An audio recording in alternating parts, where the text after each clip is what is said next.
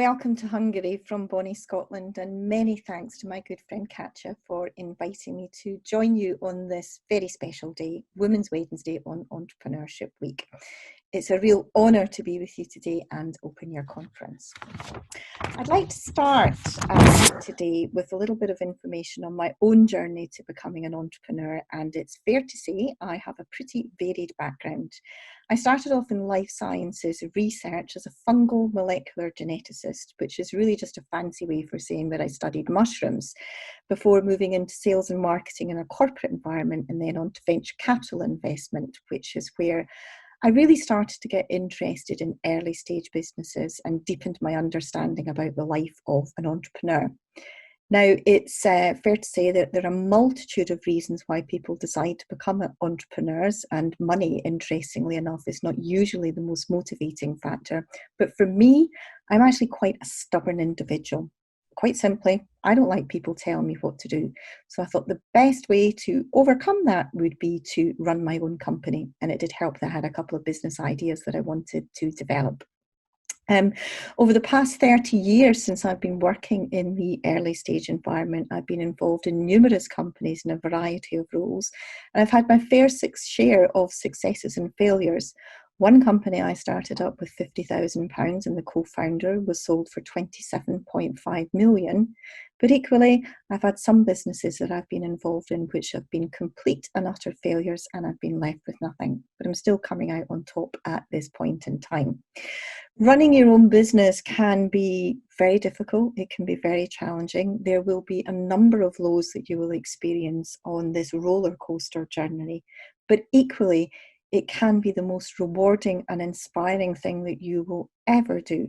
Holding a product in your hand for the very first time that you alone have conceived and brought to market is without question one of the most amazing feelings that you will experience in life. And I want to assure you that you can do it. But there will be challenges along the journey. Men and women entrepreneurs alike face challenges such as funding, ensuring product market fit, issues with employees, even global pandemics. But women unfortunately face additional challenges when they're starting up their businesses, and forewarned is forearmed about these challenges. So I think at this point it's useful to talk a little bit about something which is on everybody's mind at the moment, and that is, of course, the global pandemic. And it's clear that there have been gendered impacts on women in business due to COVID-19, and these impacts have had a disproportionate effect on women. Women are taking on more caring responsibilities, more homeschooling responsibilities. Social isolation has led to an increase in domestic abuse on a global basis, and women also are more likely to be working in sectors that have been hit by social distancing issues.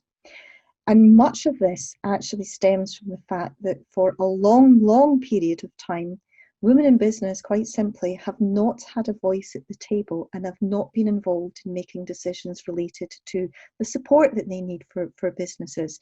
Quite simply, the system that we have for supporting women in business is male, pale and stale. It's been designed by men, for men, and it's not appropriate for a woman's needs to help grow her business. This falls down to things like use of inappropriate tone in business support, inappropriate language, inappropriate visuals, and quite simply, a lack of understanding about the simple fact that women operate different businesses and have different growth processes and styles for running their businesses. There's different types of business owners. But most importantly, one of the biggest issues that faces a women entrepreneurs is around issues related to access to finance. And I think some harsh statistics really set this out. So for example, women ask for 1/3 less capital when they're starting their businesses compared to men. A male entrepreneur might ask for £30,000. A woman entrepreneur would ask for £15,000 to start the same business. Women receive 53% less capital than men. So taking the same example, a man might receive £30,000 to start his business, but the woman would receive less than £15,000 for the same business. So already that business is undercapitalised. And most alarming of all, research in the UK indicates that 1 pence in every £1 of venture capital investment, the money needed to scale growing businesses, only 1 pence in every pound goes to women-led businesses. Put it another way, men get 99 times more money to scale their businesses than women do. And I think you can realise from some of these statistics that, you know, there is evidence here of some pretty serious and systemic market failure on a global basis for the support for women in business. But we can sort it. And one of the ways that we can sort it is to bust some myths about women in business. First of all, women are risk averse. No, we are not. Women are risk aware. We are prudent in our business. And this is a really good skill to have because actually it makes our businesses more sustainable in the long run. Secondly, women lack confidence. No, we don't. We're perfectly confident and we're also perfectly competent. The research also indicates that men tend to overestimate their confidence and women underestimate their confidence. Where women can struggle a little bit sometimes is in those transition moments when you're moving from different sectors into different roles. But these issues can be overcome. And then finally, women lack ambition. No, we don't. We are perfectly ambitious, but we might show our ambition in different ways. Perhaps our ambition for our business is not strictly down to how much money can we make in the shortest period of time, but how can we build a business that is sustainable in the long run, that reflects our values, our purpose and our mission. So in summary, women are risk aware, women are confident, and women are ambitious, and we can do it. But sometimes we need a little bit of additional support. And this is where the policymakers, the funders, the advisors all need to kind of come into play and support us. I'd like to start this section with a quote from Christine Lagarde, the former managing director of the International Monetary Fund. And she said back in Women's International Day in 2017, "The moral case for greater gender equity is clear, and so is the economic case. As countries around the world seek to grow their economies and reduce inequality, tapping into the huge potential of women can be a game changer." And this is the most important thing here. It's morally right to encourage more women in business, but importantly, it's economically the right thing to do. And our key advice from our experience in the UK is for policymakers, advisors, organisation is to always focus on the economic benefits of encouraging more women into business. This is really, really important. And as well, what people need to do, funders in particular, is use a gender lens when they're looking at businesses that they want to support in terms of, you know, any kind of support, you know, whether that's funding. Recognise that the women-owned businesses are different. Recognise that it might take them a little bit longer to deliver on their forecasts, given all the challenges that I've talked about before. And also recognise that if you look at projections and you might say they lack ambition, no, they don't lack ambition. What they are showing is prudence, and that is a good thing. So really focus on the economic benefits and using a gender lens to assess businesses. We've been very successful in Scotland. I am chair of Women's Enterprise Scotland, which is an organisation established in 2011, which is a community interest company, completely focused on creating a better environment for women-led businesses to start up and grow. And what we did was, in partnership with the Scottish Government, created a strategic framework and action plan to help create this better environment. Informed by over 200 years of gender-specific expertise, we look to inspire, influence and advocate, and we deliver actions through partnerships with different people within the community. We know that within the framework there are 5 key pillars that if we deliver interventions to our community of women entrepreneurs in these areas, we will make a better environment for them. These pillars are data and management. Yes, gender disaggregated data needs to be collected. More importantly, it needs to be published.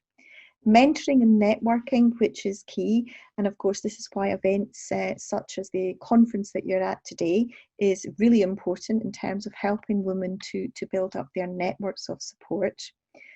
The use of visible role models. We run a program called the WES Ambassador, where we have 70 entrepreneurs who are media trained at all different stages of their entrepreneurial journey, who are there to help inspire, motivate and educate other women entrepreneurs. Growth in finance, access to finance, we have already talked about, and the use of gender-aware support for businesses. As we mentioned earlier, tone, language, style is really important to get that right. And whatever policymakers do when you're creating programs to help women entrepreneurs, don't pink it and shrink it. Make sure it's right and it's appropriate for the women and their ambition and their confidence to help them grow their businesses. The reason that we have been successful in Scotland in terms of year on year encouraging more women to start up their businesses is because we have taken a very collaborative approach. We work in partnership with private sector, public sector and third sector organisations. It's a really healthy system of everyone bringing different elements to the table, everyone collaborating, but more importantly, we've had a focus on translating talk into action. That is really important. That's why we have a strategic framework and an action plan. You can do all this, you can create the frameworks, you can adopt the model from Scotland, easily done. But 3 key things that you need to have in order to translate this into action and create a better environment for the women is money, commitment, and political will. If you have the commitment, you will be able to do it. You need to be able to have money, sustained funding over a long period of time, not piecemeal funding that is dripped out, but there really needs to be a strong focus. And you absolutely need to have the political will of the governmental organisations in your country to be able to deliver on this. Cannot be done without sustained funding. And really, as we've seen earlier, sustained funding, there is a serious and systemic market failure here. So you need to be able to take that forward. Now, finally, I would like to just touch on my top tips for women in business. And these are not tips just for entrepreneurs, but really for any woman in business. And the first thing that I'd really like to say is that everyone, wherever they are, should learn to sell. Selling is the lifeblood of any business. Without sales, you don't have a business. And particularly as entrepreneurs, you're always selling yourself, your ideas, your business. It's a skill. It's not a black art. It's a skill, and it's a skill that can be learned. So I really encourage people to learn to sell. Secondly, one of the biggest reasons that, many businesses fail is due to a lack of focus. And I think women are particularly good at trying to do everything, people pleasing and helping everybody else out. You really need to be able to learn to focus and get yourself a no coach. Start to learn to say no confidently to all these requests and demands on your time, because you really need to be able to focus on your business and prioritize the work that needs to be done. So get yourself a no coach. And then thirdly, ask for help. It's amazing the amount of help that is out there available for each and everybody, but it's also equally amazing the number of women that don't reach out and ask for help. People love to help. Ask for help. And whilst earlier I said you've got to say no to many, many more things, when you're asking for help, don't take no for an answer. Just keep on going there. Fourthly, give yourself freedom to fail. Really understand that failure is an inherent part of the innovation process. And just because you've failed at something, it doesn't mean that you or your business is a failure. But what you need to do is look at what went wrong and take the learnings from that and adapt and move on. One issue that I feel we don't talk about enough, and we need to be a lot more open about this, is the loneliness of the journey of the entrepreneur. It can be very difficult leading your own company, and sometimes you don't feel as though you have anybody to turn to. Again, recognize that it can be lonely, and do your best, as we talked about earlier, to reach out and develop your networks and have people that you can speak to that understand what you're going through, and they will help you overcome those issues of loneliness. Self-care. It is no use when you're running a business to be a stressed out, burnt out entrepreneur that hasn't given themselves any self-care or time out or looked after themselves, because that's no good for your business. So really do your best to incorporate as much self-care and time out, relaxation and resource in order to make you operate at your best, because your business needs you to be operating at your best. And then finally, I think the most important factor that sets successful entrepreneurs apart from ones that, you know, maybe don't quite reach the success levels that they would like to achieve is this importance of a resilient mindset. What you have going on in here is the most important thing, and that ability to overcome problems and failures and issues and setbacks, reach out and ask for help. You know, that is most important.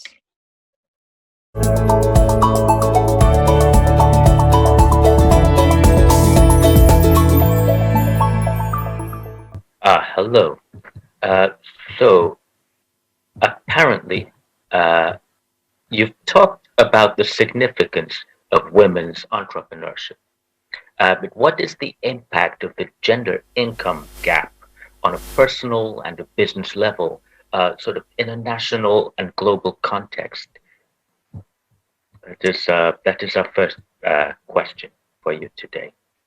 Okay, thank you very much. And once again, thank you for inviting me to the conference today.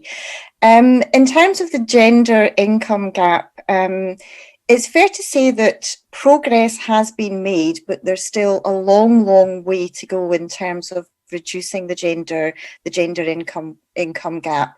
And unfortunately, with the impacts of the pandemic, the progress has been set back, and indeed many people say it's been set back about 50 years. So we're going to have to redouble our efforts here. Women earn less over their lifetime in general in almost all countries in the world, and that culminates in less pension provision and income in their later life.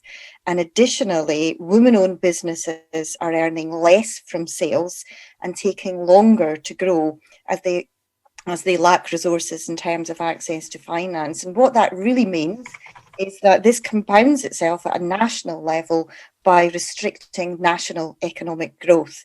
And globally, importantly, it restricts our ability to achieve stated goals, and in particular the Sustainable Development Goals. And if we do not achieve goal number 5 on gender equality, we will not achieve the other goals, so we all suffer. So it's really important that countries everywhere redouble their efforts to reduce the gender income gap. Tehát ez volt az első kérdésünkre a válasz, és van még egy második kérdésünk is, amit most felteszek. Okay, thank you very much, Lynne. And we do have a second question that I would now like to ask you.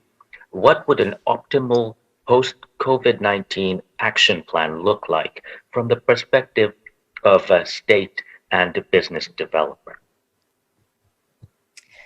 Thanks, Danny. Well, the first thing is that the majority of countries are still in survival mode at the moment, and it's still taking a little bit of time to look forward to the recovery plans. Tehát mivel a legtöbb ország most éppen a túlélésért küzd, egyelőre eléggé messzire kell előre tekinteni, hogy egyáltalán valahogy kijöjjünk ebből a visszaesésből, tehát hogy megtervezzük, hogy előre tervezzük. Okay, thank you.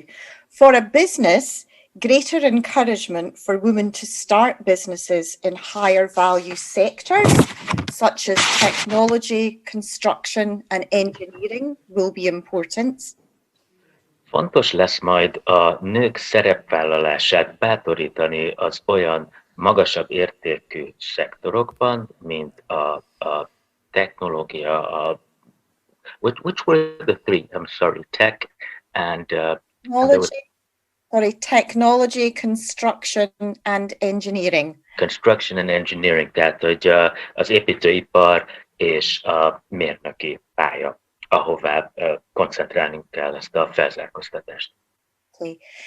Gender diversity drives radical innovation, so greater equality in these sectors helps to unlock new ways of doing things to drive productivity and competitiveness.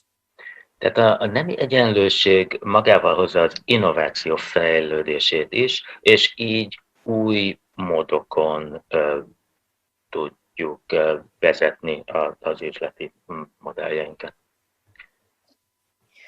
For the state, targeted action to ensure that support reaches all corners of the economy, including women-owned businesses, is important, as well as innovative funding mechanisms for women-owned businesses. Az államnak is fontos a gazdaság minden jellegű támogatása, beleértve a női vállalkozások támogatását is. Igen. And I have just two final points to make here. First one is we really need to ensure that the pioneering women running their own businesses can encourage and support the next generation coming through by being visible role models. Amit még nagyon fontos kihangsúlyozni, hogy biztosítanunk kell, hogy a most dolgozó női vállalkozókat láthatóvá tegyük, hogy inspirálhassák és példaképként látható példaképként lépjenek föl a jövő női vállalkozóinak. And finally, to achieve this, sex disaggregated data and measurement is vital. If you can't see it, you can't change it. Ezért tehát tehát olyan adatgyűjtés, tehát releváns gender alapú adatgyűjtést kell végezni, és láthatóvá tenni ezt, hogy erről többet tudhassunk, mert ha nem látjuk az adatot, az olyan, mintha nem is lenne. Sex disaggregated data informs the state on where the gaps are and how they can best invest and ensure a positive return, creating a prosperous economy for all.